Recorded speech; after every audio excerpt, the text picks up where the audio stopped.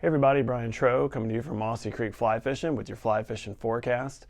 The date today is Monday, the 29th of August. So we've got a pretty nice week ahead. Looks like a pretty good chance of rain Tuesday, and then we're going to have nice weather, bluebird sky days, highs of 80, 82, lows in the 50s.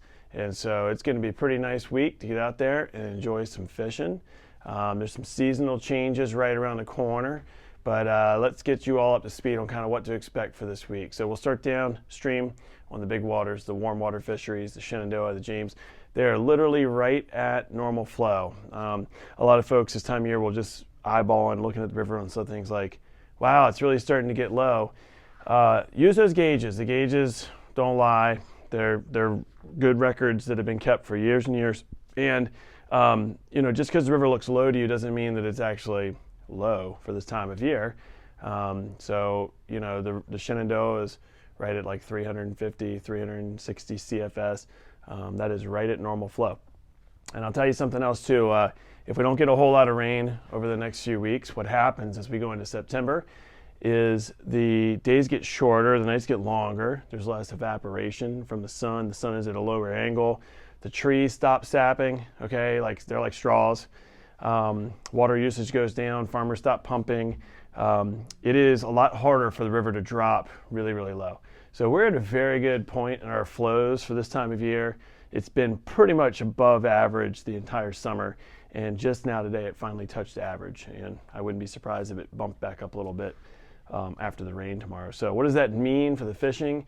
It means that the fish are looking up. Once we get water down to normal flow or even slightly below that, a lot more spots in the river, the fish can be tuned into the surface. When they don't have 5 feet of water over their head, but they only have 2, the surface is always much more in play. You're not asking them to come as far. Also, what happens in September is bugs start dying. Dragonflies start to die, damselflies, the cicadas start to die. And so that food just becomes more and more available as it hits the water and lands on the water. And then the most important part of this is the smallmouth really aren't active all year. The smallmouth, the largemouth, the sunfish, they're all these warm water species have about a month and a half to really put on the weight before they really start to slow down. They move into their winter lies. They pack in like cordwood, and their metabolism goes really low. So you've got about 5 or 6 good weeks of good solid fishing for smallmouth and largemouth, etc. before they'll start to kind of get tougher and they won't be spread out through the river as much. So get out there and really enjoy it. I say this all the time, but it's like, people complain, especially when they're out there on 4th of July weekend or Memorial Day, and they say, oh man, the rivers have gotten busier. Yeah, no. After Labor Day, it is really quiet. It is really nice. You can have a lot of the river to yourself. And it's just not as hot and oppressive, and the fishing is just dynamite. So anyway, get out in the river while you can, really enjoy it. As far as the muskie go, as soon as we get some cooler temps in here and get the overall river temperatures lower, we'll let you all know and let you know when the muskie fishing really can start to get good, and you can kind of target them safely without having to worry about harming them too much. So moving on up to the spring creeks, into some of the freestone streams, like Mossy Creek has been fishing quite well. It can be challenging in the morning. The fish are eating some of those big hex bugs at night. So that's going to continue probably for another week or so. It's usually like the 10th of September where that starts to peter out. Now, could you catch one on a hex pattern after that? Sure. But the second that really large amount of protein stops showing up regularly every single night, they're going to have to switch right back over to what's available to them, and that's trichos. The tricho hatch never went away. It just became less important because they were eating cheeseburgers, and now they got to go back to eating popcorn. The cheeseburgers that'll be left, though, are the hoppers. People always think hoppers, like hopper season, they'll say, oh, the hoppers, they're pretty good. Like, that's June, July, August. Yeah, there's hoppers in June, July, and August, but like hopper season is September. September is when the hoppers are the most plentiful. It's when they're big, and I mean like corn-fed big, like giant hoppers. And as we get dry, those hoppers will get closer and closer to the water. They'll be on the water more. So we're going to lose a major mayfly on some of these spring creeks with the hexes dying down. Same thing with the river. The smallmouth eat them too. And once that source is gone, they're going to have to work harder for their food. That's the way it works.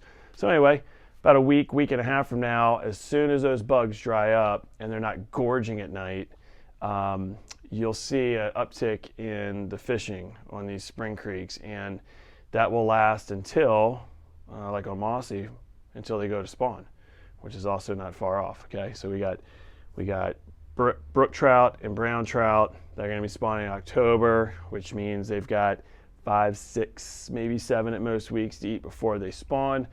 We've got our warm water fish that have 5, 6, maybe 7 weeks until their metabolism slows down. Okay, so you see where I'm going with this? You got to get out there and you got to enjoy these fisheries right now while they're really good. And then once that time frame hits, we'll give you all plenty of stuff to go fish for. Rainbow trout don't spawn until the spring, so like they just kind of continue to eat and get fat and happy before the wintertime. The musky fishing turns on. The state starts putting stockfish out. There's all kinds of things that you can go and do at that point. So focus right now on your smallmouth, your largemouth. Focus on your spring creeks and your brook trout streams. So speaking of brook trout streams, they're pretty low. I'm not going to lie, you got to be pretty sneaky to get out there. Maybe the rain on Tuesday will help bump things a little bit. We've had some good bumps through the summer, and we've had a lot of folks come in with awesome reports when they got out there and rode those bumps and hit them just right. It was like dynamite fishing. However, things dropped quickly up high, and with a pretty dry forecast after Tuesday, those little creeks are going to be spooky. So camo, wear green, don't wear bright colors, okay? Use natural obstacles, rocks, trees, etc. to kind of tuck behind. Light, long leaders, size down your fly, even if they're eating big food, size it down so it doesn't hit the water hard. Those are all things that you need to do if you want to go enjoy brook trout fishing, and you should enjoy brook trout fishing. We're going to start having these really cool nights. They love that. Once it's down 58, 55 degrees here in the valley, it's probably getting down to 50 or 48 up in the mountains, and those cooler temperatures are going to start to spur on their desire to feed, because they've got to put some calories on before they spawn in October.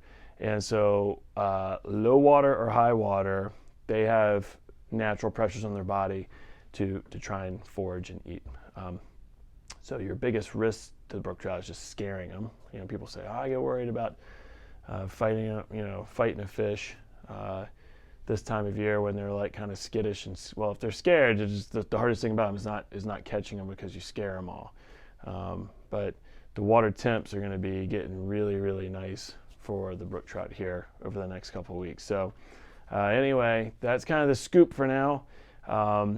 And if you have any questions about what's fishing, what they're biting on, where to go for this next coming weekend, for the holiday weekend, you want to avoid busier places because there could be a little bit of a crowd out there, give us a call or email us, or our favorite, stop by the shop and see us. All right, until next week, goodbye.